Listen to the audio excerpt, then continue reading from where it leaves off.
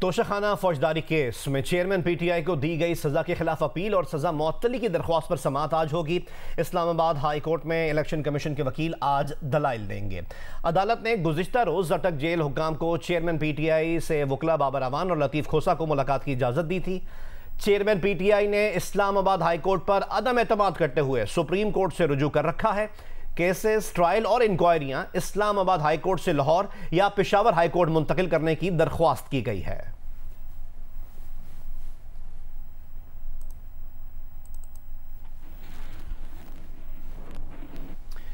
Chairman PTI को Toshakhana case में सजा सुनाने में ट्रायल कोर्ट ने जल्दबाजी की है। Chief justice of Pakistan Umar Raza Bandial ने यह रिमार्क्स इस्लामाबाद हाई कोर्ट के फैसले के खिलाफ दरख्वास्त पर समाअत के दौरान दी और कहा, इस्लामाबाद हाई कोर्ट में समाअत के बाद दोपहर 2 बजे सुप्रीम कोर्ट यह मामला सुनेगी। मजीद हमें रिपोर्ट करेंगी नुमाइंदा Geo News Maryam Nawaz. Supreme court में चेयरमैन पीटीआई के तोशाखाना केस में इस्लामाबाद हाई कोर्ट के फैसले के खिलाफ दरख्वास्त पर समाअत chief justice Pakistan justice Umar Ata Bandial की सरबराही में 3 रुकनी बेंच ने की। चेयरमैन पीटीआई के वकील लतीफ खोसा ने कहा कि स्पीकर ने चेयरमैन पीटीआई के खिलाफ इलेक्शन कमीशन को रेफरेंस 120 दिन की मुअय्यना मुद्दत गुजरने के बाद भेजा। इलेक्शन कमीशन की शिकायत पहले मजिस्ट्रेट के पास जानी चाहिए थी। चीफ जस्टिस ने कहा, तोशाखाना केस में ट्रायल कोर्ट का हुक्म दुरुस्त नहीं। हाई कोर्ट ने 4 अगस्त को आपकी दरख्वास्तों पर फैसला कर दिया। 5 अगस्त को अपील का फैसला हो गया। आपने चैलेंज भी कर दिया। अगर कोई फैसला गलत है तो उसमें मुदाखलत कर सकते हैं। इलेक्शन कमीशन के वकील अमजद परवेज ने कहा कि ट्रायल कोर्ट ने फैसले से कबल 3 बार मुल्जिम को मौका दिया था। मुल्जिम की अदम हाजिरी पर ट्रायल कोर्ट ने तोशाखाना केस का फैसला किया। जस्टिस मज़ाहिर नकवी ने कहा, ट्रायल कोर्ट ने हक दिफा के बगैर तोशाखाना केस का फैसला कैसे कर दिया, इतनी जल्दी क्या थी। चीफ जस्टिस ने कहा कि ट्रायल कोर्ट ने हक दिफा के लिए मुल्जिम को कितने दिन की मोहलत दी थी, या फिर ट्रायल कोर्ट ने एक ही दिन में 3-4 बार केस कॉल करके फैसला कर दिया। इलेक्शन कमीशन के वकील ने कहा कि चेयरमैन पीटीआई के पास दाद रसी के फोरम मौजूद हैं। चीफ जस्टिस उमर अता बंदयाल ने इजहार बरहमी करते हुए कहा कि क्या चेयरमैन पीटीआई इस वक्त अदालत में बैठे हैं या जेल में हैं? अगर दाद रसी का फोरम उनके पास है तो आपके पास भी है। क्या आप चाहते हैं कि सुप्रीम कोर्ट फौरी तौर पर चेयरमैन पीटीआई की रिहाई का हुक्म दे? सुप्रीम कोर्ट ने करार दिया कि बादिउर नजर में ट्रायल कोर्ट ने एकतरफा फैसला किया। हाई कोर्ट चेयरमैन पीटीआई की सजा मुअत्तली की दरख्वास्त भी सुने। अदालत को बताया गया कि दरख्वास्त गुजार जेल में है। तवक्को है कि हाई कोर्ट 24 अगस्त को दरख्वास्तों पर फैसला करेगी। इसके बाद सुप्रीम कोर्ट दिन 2 बजे समाअत करेगी। नुमाइंदा खसूसी अब्दुल कयूम सिद्दीकी के साथ मरियम नवाज, जियो न्यूज़, इस्लामाबाद। चेयरमैन पीटीआई के वकील शोएब शाहीन ने कहा है कि ट्रायल कोर्ट ने फरीक सानी की गैर मौजूदगी में सजा सुनाई। हमने गवाहान की फहरिस्त दी थी मगर जज ने उन्हें पेश नहीं होने दिया। उन्होंने ये इल्ज़ाम भी दोहराया कि एक जज अपने फेसबुक के जरिए चेयरमैन पीटीआई के खिलाफ नाजेबा पोस्ट करता है, लेकिन अफसोस की बात है कि इसके बावजूद भी इस्लामाबाद हाई कोर्ट के चीफ जस्टिस तीसरी दफ़ा ये कहते हैं कि यही जज दोबारा सुनकर फैसला करें। उन्होंने ये बात जियो न्यूज़ के प्रोग्राम आज शाज़ खानज़ादा के साथ में गुफ्तगू करते हुए कही। ये नहीं हो सकता कि आपका अक्यूज भी नहीं है और वकील भी नहीं है और उनकी अदम मौजूदगी में आप कह दो मैं आज 1 ही तारीख में फैसला कर दूंगा। 1 अगस्त को हमारी स्टेटमेंट हुई, हमारे से क्वेश्चन हमने जमा कराया, जवाब दिया और हमसे पूछा क्या आप गवाहान पेश करना चाहते हैं। हमने कहा जी यस। उन्होंने कहा लिस्ट ऑफ विटनेसेस दीजिए। हम 2 तारीख को 12 बजे जाकर लिस्ट ऑफ विटनेसेस देते हैं, 4 गवाहान की फहरिस्त देते हैं। वो ये कहते हैं कि ठीक है जी 1:30 बजे अपने गवाह ले आइए। 1:30 बजे जाकर हम दरख्वास्त देते हैं कि जनाब हमारे जो गवाह हैं वो कुछ कराची में हैं, दीगर शहरों में हैं, उनको आने के लिए 1 दिन या 2 दिन की मोहलत दे दीजिए। जज साहब क्या फरमाते हैं 1.5 घंटे तक वो रेलिवेंट है। ये सब मीडिया की मौजूदगी में हुआ है। 1:30 बजे कहते हैं ये रेलिवेंट ही नहीं है, मैं इस एप्लीकेशन को डिसमिस करता हूं। एक अपने फेसबुक से इमरान खान के खिलाफ नाजेबा तस्वीर और वीडियो पोस्ट करता है और तस्वीर लगाता है और वो कहता है कि मेरा ही फेसबुक है लेकिन मैंने नहीं लगाई। चले मान लेते हैं तुमने नहीं लगाई होंगी। आपने किसी को कहा, किसी को बताया कि मेरे फेसबुक मिसयूज हो रहा है 2014 से लेकर ऑनवर्ड, लेकिन उसके बावजूद अफसोस की बात यह है कि चीफ जस्टिस साहब इस्लामाबाद हाई कोर्ट के तीसरी दफा कहते हैं नहीं आप सुन के फैसला करो। वो कहता है मैं सुनूंगा भी नहीं आपको। इसमें प्रोटेक्टिव बेल की रिक्वेस्ट भी होगी कि जब इसमें अगर बेल हो जाती है तो बाकी केसेस में उसी पोजीशन में वापस ले जाएं और सारी अदालतों में जाकर के वो अपने आप को पेश करें और बेल बिफोर अरेस्ट का राइट इस्तेमाल करें। बाकी अदालत की डिस्क्रिशन है कि वो केस टू केस बुनियाद पर क्या फैसला करते हैं।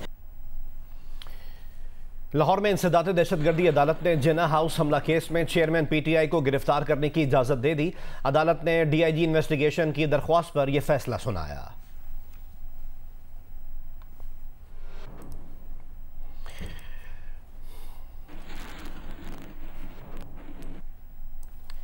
हुकूमत ने 25 अद्वियात की ज़्यादा से ज़्यादा कीमत मुकर्रर कर दी है।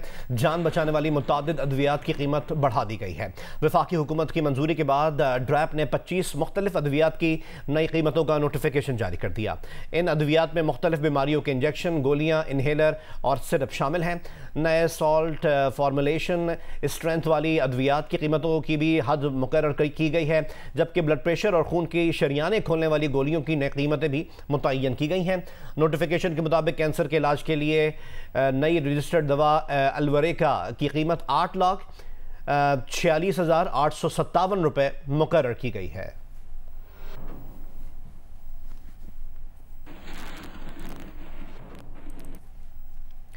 लोधरा में दरिया सतलज में पानी के बहाव में तेज़ी से इजाफा जारी है। महकमा आबपाशी के मुताबिक दरिया सतलज में मेलसी साइफन के मकाम पर पानी का बहाव 66,000 क्यूसिक से ज़ायद है। सैलाबी पानी से 40 मवाज़ियात और सैकड़ों बस्तियों के मुतासर होने का खदशा है। ज़िला इंतज़ामिया का कहना है कि दरियाई बेल्ट के करीब वाक़ 24 स्कूल्स को बंद कर दिया गया। रेस्क्यू 1112 रहीम यार खान की टीमें भी सैलाब मुतासरीन की मदद के लिए लोधरा पहुँच गई हैं।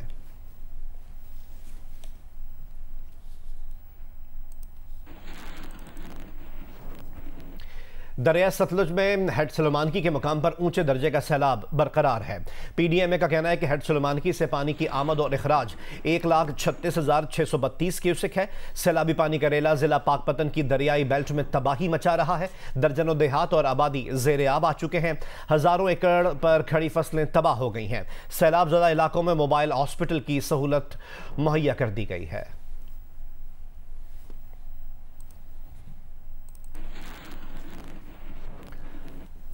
बहावलनगर दरिया सतलज में सैलाब के बायस मुतादिद बंद टूट गए, जिससे सैकड़ों घर ज़ेरे आब आ गए, जबकि हज़ारों एकड़ फसलें शदीद मुतासिर हुई हैं। मजीद जानते हैं नुमाइंदा जियो न्यूज़ फहद शफीक से। जी बिल्कुल, दरिया सतलुज में इस वक्त ऊंचे दर्जे का सैलाब है और ये सैलाबी रेला जो है वो बहावलनगर के बुकापतन मकाम से गुजर रहा है। मैं इस वक्त बहावलनगर के चक चावेका में मौजूद हूँ, जहाँ पर लोगों ने अपनी मदद आपके तहत बंद बांधे हैं और यहाँ पे वो कोशिश कर रहे हैं कि जो चावेका गाँव है उसे बचाया जा सके, क्योंकि इस गाँव की आबादी जो है वो 14 से 15 हज़ार बताई जा रही है। हम यहाँ के मुतासरीन सैलाब से भी बात करने की कोशिश करेंगे। यहाँ पे फसलों का काफ़ी नुकसान हो गया है। ये देख ले आपके सामने, पूरी यहाँ पे हरी भरी फसल थी और तैयार फसल थी। तिल की फसल हमारे यहाँ होती है, कपास होती है, मक्की होती है, वो मुकम्मल तबाह हो चुकी है। यहाँ के जो लोग हैं वो खासे परेशान हैं, क्योंकि किसी भी वक्त कोई भी बंद टूट सकता है और गांव में पानी दाखिल हो सकता है। जो दरियाई पट्टी के लोग थे उनकी नकल मकानी तो इंतजामिया की तरफ से करवा दी गई है, लेकिन यहाँ की जो फसलें थी वो तकरीबन ज़ेरे आब आ चुकी हैं। लोग खासे परेशान नजर आ रहे हैं। जी आगे बढ़े और आपको बताएं कि क्रेमलिन के खिलाफ बगावत करने वाले रूस के नीम फौजी दस्ते वैगनर ग्रुप के सरबराह यूगनी प्रिगोजिन तैयारा हादसे में हलाक हो गए हैं। तैयारे में सवार मजीद 9 अफराद भी जान से गए। रूस की फेडरल एयर ट्रांसपोर्ट एजेंसी ने इसकी तस्दीक की है कि तबाह निजी तैयारे में यूगनी प्रिगोजिन ही सवार थे। जहाज मॉस्को से सेंट पीटर्सबर्ग जा रहा था। हुक्काम के मुताबिक 8 लाशें बरामद कर ली गई हैं और वाज़े किया गया है कि तैयारे में मौजूद तमाम अफराद मारे गए हैं। तैयारे का एक हिस्सा 2 किलोमीटर दूर से मिला। बाज़ इत्तलात के मुताबिक तैयारे को मार गिराया गया। प्रिगोजिन की क़यादत में वैगनर ग्रुप ने जून में रूसी सदर पुतिन के खिलाफ बगावत का ऐलान किया था, जो चंद घंटों के बाद वापस ले लिया था।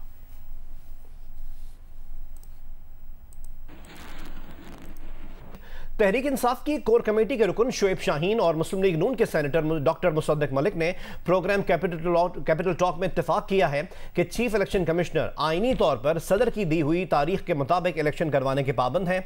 आइन के मुताबिक सदर 90 दिन में इलेक्शन की तारीख देने का इख्तियार रखते हैं। सेनेटर डॉक्टर मुसद्दिक मलिक ने कहा कि सदर को चाहिए कि चीफ इलेक्शन कमिश्नर से मुशावरत के बाद इलेक्शन की तारीख का ऐलान कर दें। चीफ इलेक्शन कमिश्नर पाबंद है प्रेसिडेंट की दी हुई डेट के मुताबिक इलेक्शन कराने का। ये डेट प्रेसिडेंट ऑफ पाकिस्तान ने देनी है, इसलिए कि आइन के बालातर नहीं होता कोई इलेक्शन एक्ट, आइन बालातर है। आइन के मुताबिक तारीख 90 डेज़ में देने का अख्तियार प्रेसिडेंट ऑफ पाकिस्तान के पास है। ये बात शोएब शाहीन साहब ने सही कही है कि जो तारीख का ऐलान करना है वो करना है सदर साहब ने, और सदर साहब ने मुशावरत से करना है जो इलेक्शन कमीशन है उसकी मुशावरत से। तो अगर वो उनसे मुशावरत करना चाहते हैं तो बेहतर तो ये है कि उन्हें बुला लें। ख़त भी लिखा, अच्छा किया, बुला लें उनको, उनके साथ बैठें और तारीख का ऐलान ऐलान करें बाकायदा। इलेक्शंस कब कराने हैं, तारीख तय करने के लिए सदर मुमलिकत आरिफ अलवी ने chief election commissioner Sikandar Sultan Raja को खत लिख दिया है। लिखा कि आइन की रोज से इलेक्शन की तारीख असम्बलियों की तहलील की तारीख से 90 दिन से ज्यादा नहीं होनी चाहिए। सदर ने इलेक्शन की तारीख का फैसला करने के लिए चीफ इलेक्शन कमिश्नर को मुलाकात की दावत दी है। इससे पहले इलेक्शन कमीशन ऑफ पाकिस्तान ने चेयरमैन पीटीआई शहबाज शरीफ, आसिफ अली जरदारी और मौलाना फजलुर रहमान को खत लिख दिए। अलग अलग मुलाकातों में इन जमातों से इलेक्शन शेड्यूल, हल्का बंदियों और इंतखाबी फहरिस्तों पर बात होगी। 25 अगस्त यानी कल दिन 11 बजे नून लीग को, 29 अगस्त दोपहर 3 बजे पीपल्स पार्टी को, जबकि आज दोपहर 2 बजे चेयरमैन पीटीआई को और दोपहर 3 बजे JUIF को मुलाकात की दावत दी गई है।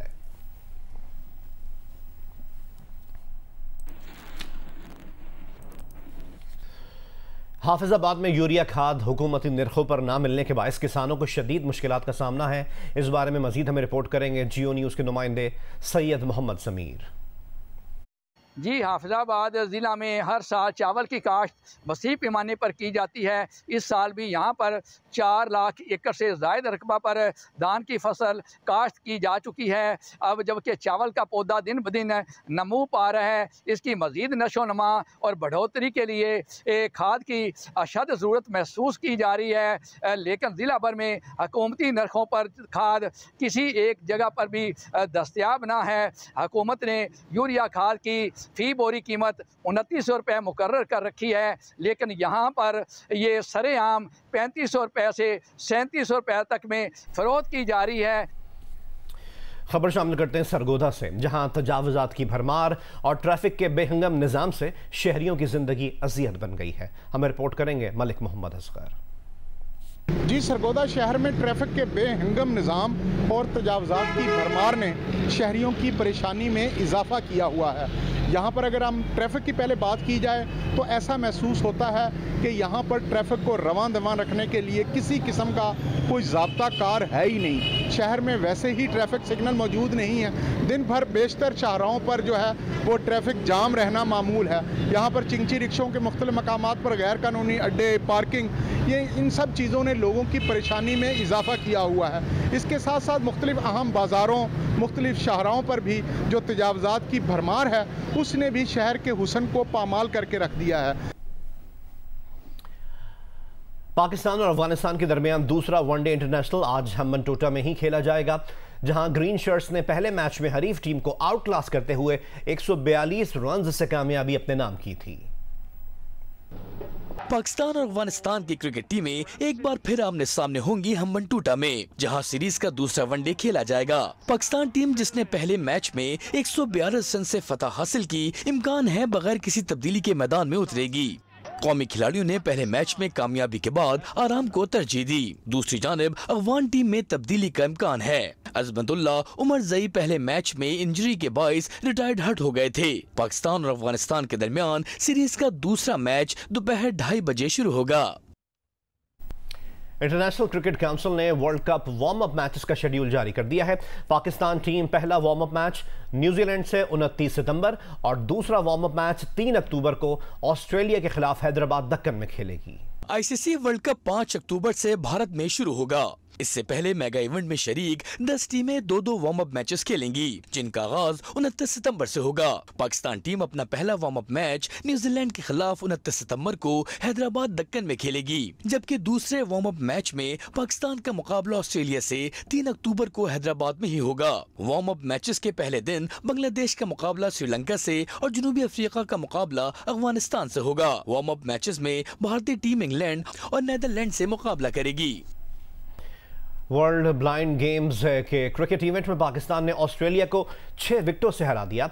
इस इवेंट में मुसलसल तीसरी कामयाबी के साथ पाकिस्तान टीम फाइनल में पहुंच गई है। ग्रीन शर्ट्स अपना आखिरी ग्रुप मैच आज इंग्लैंड के खिलाफ खेलेगी। बर्मिंघम में जारी इवेंट के ग्रुप मैच में पाकिस्तान ने ऑस्ट्रेलिया के खिलाफ 6 विकेट से कामयाबी हासिल की। ऑस्ट्रेलिया की टीम पहले बैटिंग करते हुए 20वें ओवर में 107 रन बनाकर आउट हो गई। एम कैमरून 41 और मैकार्थी 19 रन बनाकर नुमाया रहे। पाकिस्तान की मतीउल्लाह, फखर अब्बास 2-2 खिलाड़ियों को आउट किया। जवाब में पाकिस्तान ब्लाइंड टीम ने 108 रन का हदफ 15वें ओवर में हासिल करके मुसलसल तीसरी फतह समेटी। मोहसिन खान 37 और मतीउल्लाह 23 रन के साथ नाकाबिले शिकस्त रहे। ग्रुप स्टेज में पहली पोजीशन हासिल करने के बाद पाकिस्तान ने इवेंट के फाइनल के लिए क्वालिफाई कर लिया है। पाकिस्तान अपना आखिरी ग्रुप मैच आज इंग्लैंड के खिलाफ खेलेगा। पेशावर से खबर शामिल करते हैं, जहां बीआरटी में सफर करने वाले मुसाफिरों को बसों की कमी के बायस मुश्किलात दरपेश रहती हैं। रश बढ़ने से मुसाफिरों को न सिर्फ इंतजार बल्कि कई लोगों की तो जेब भी कट जाती है। पेशावर से मैं रिपोर्ट करेंगी महम कुरैशी। रश की वजह से बहुत ज़्यादा वो कि इसमें ज़्यादातर चोरी ज़्यादा आजकल बढ़ चुकी है बीआरटी में, जो कि बहुत संगीन मसला है आजकल।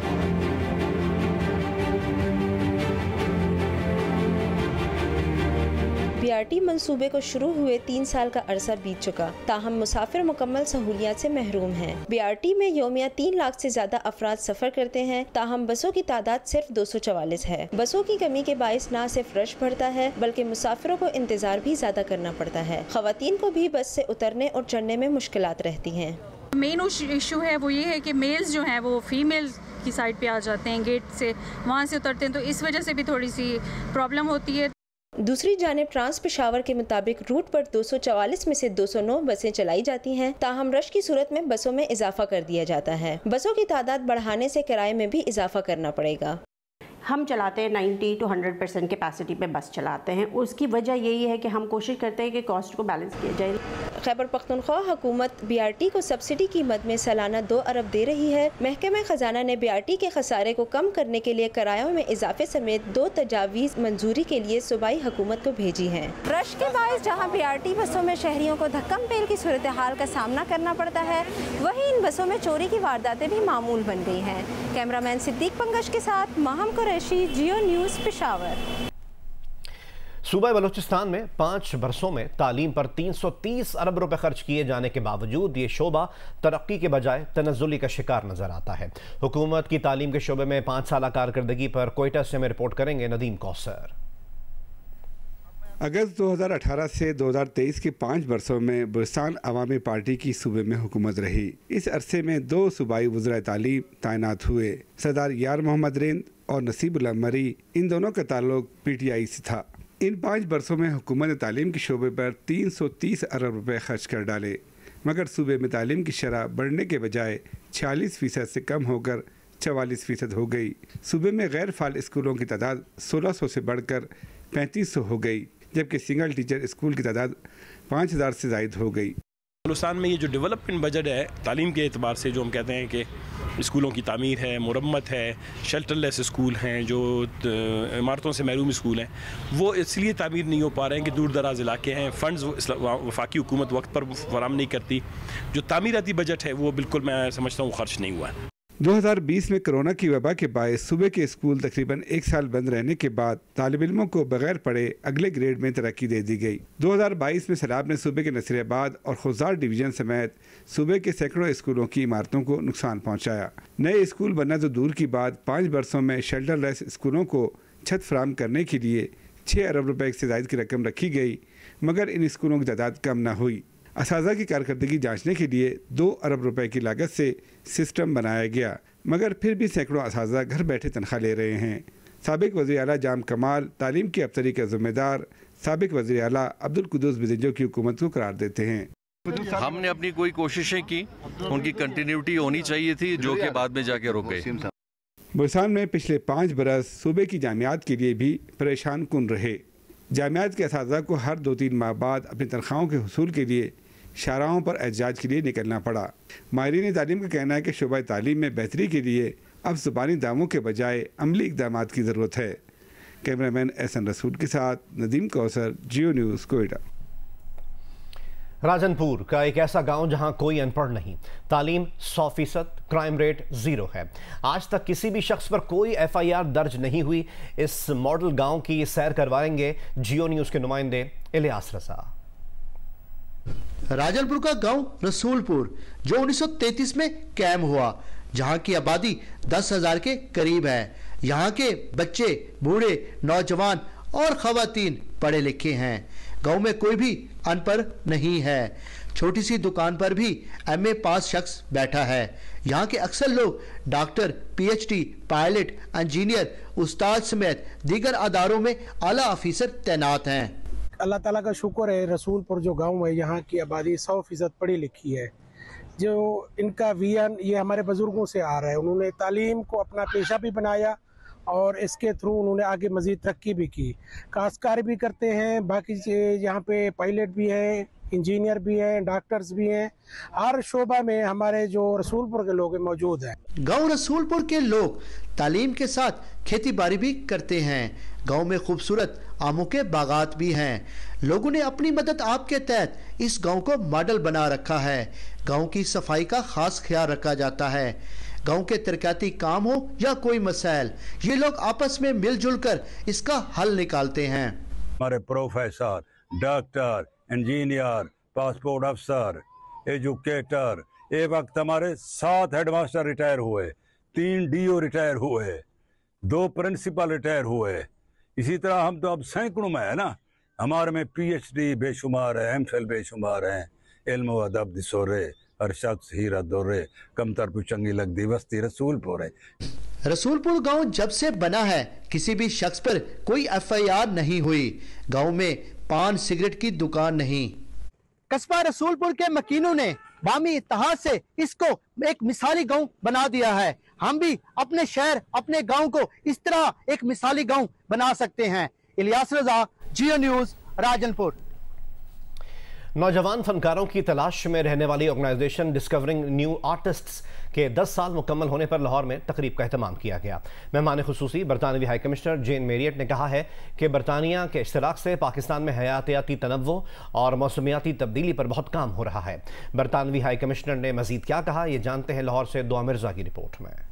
नौजवान फनकारों की तलाश में रहने वाली ऑर्गेनाइजेशन डिस्कवरिंग न्यू आर्टिस्ट के 10 साल मुकम्मल होने पर लाहौर में तकरीब मुनक्किद हुई। बरतानवी हाई कमिश्नर जेन मैरियट ने कहा, निजी तंजीमों की मदद से हम काफी बरसों से थीम आर्ट पर काम कर रहे हैं, जो संजीदा मौज़ूआत पर आगाही के लिए मौसर साबित हो रहा है। British High Commission has been working with young artists for many years now and across the globe as well. The Queen's Commonwealth Trust has been going for a very long time, and the Queen spent 70 years of her life, obviously she sadly passed away last year, dedicating herself to promoting young people. Senior artist Salima Hashmi कहती हैं कि अगर इस मुल्क की बागडोर शायरों और फनकारों को दे दी जाए तो निज़ाम बेहतर चलेगा। जब इस किस्म के फंक्शन पे आती हूँ जहाँ पे मैं देखती हूँ कि भी पोटेंशियल कितना है, कितने नौजवान हर रोज़ इस काम में की तरफ माइल हो रहे हैं, तो फिर जाहिर है कि उम्मीद की किरण जो है वो चमकना शुरू हो जाती है। डायरेक्टर प्रोग्राम सिद्रा अली का कहना था कि हम उन जगहों से भी फनकार तलाश करते हैं जहां सहूलियात नहीं है, लेकिन हमारे मुल्क में टैलेंट बहुत है। हम दोनों ही इकोनॉमिक बैकग्राउंड से बच्चों को इनवाइट करते हैं। जो अंडर प्रिविलेज बैकग्राउंड के बच्चे हैं उनको हम खुद आर्ट मटीरियल देते हैं, उनको पास जाके हम खुद आर्ट वर्कशॉप्स देते हैं। मुंतजिमीन ने कहा कि 2023 में थीम आर्ट का मौजू मौसमियाती तब्दीली रखा गया है। कैमरामैन सफीर अहमद के साथ दुआ मिर्जा, जियो न्यूज़, लाहौर। मुल्तान में अजीम रूहानी पेशवा हज़रत बहाउद्दीन ज़करिया के 784वें उर्स के दूसरे रोज़ भी ज़ायरीन की आमद का सिलसिला जारी है। मज़ीद जानते हैं इमरान चौधरी की रिपोर्ट में। जी, मुल्तान में हज़रत बहाउद्दीन ज़करिया रहमतुल्लाह अलैह के 784वें उर्स का आज दूसरा रोज़ है। इस उर्स में शिरकत के लिए मुल्क भर से जो है वो ज़ायरीन यहाँ पर पहुँचे हुए। गुज़िश्ता रोज़ उर्स का जो है वो बाकायदा आगाज़ इस दरगाह को गुस्ल देकर दरगाह के सजादा नशीन मखदूम शाह महमूद कुरैशी के बेटे ज़ैन कुरैशी ने किया था। आज भी यहाँ पर जो है वो दरगाह में दूसरे रोज़ जो है वो ज़करिया कॉन्फ्रेंस दरगाह के अहाता में मुनक्किद की जाएगी, जिसमें मुल्क भर से आने वाले ज़ायरीन और ख़ास तौर पर जो नामवर उलमा कराम हैं वो शिरकत करेंगे। और साहिब मज़ार ने बरसगीर पाको हिंद में जो दीनी खिदमात सर अंजाम दी हैं उसके ऊपर मुफस्सल रोशनी डालेंगे। ज़ायरीन के लिए यहाँ पर किला कोना कासिम बाग के साथ 3 जो है वो सरकारी स्कूल थे, कॉलेजेस थे, वहाँ पर उनके क़याम क़याम का बंदोबस्त भी किया गया है महकमा औक़ाफ़ की जानिब से, और लंगर का अहतमाम भी है और सबीलें भी लगाई गई हैं। जबकि मुख्तलिफ जो महकमे हैं उनकी जानिब से भी ज़ायरीन के लिए मुख्तलिफ कैंप्स जो है वो लगाए गए हैं, तिब्बी सहूलियात भी उनको फराहम की गई है। और अगर सिक्योरिटी की बात की जाए तो उर्स के मौके पर सिक्योरिटी के भी इंतहाई गैर मामूली इंतजाम किए गए हैं। किला कोना कासिम बाग को मुकम्मल तौर पर सील करके सिर्फ उर्स में जाने के लिए एक ही रास्ता रखा गया है और मुकम्मल चेकिंग के बाद ज़ायरीन को जो है वो उर्स में जाने दिया जा रहा है। जी।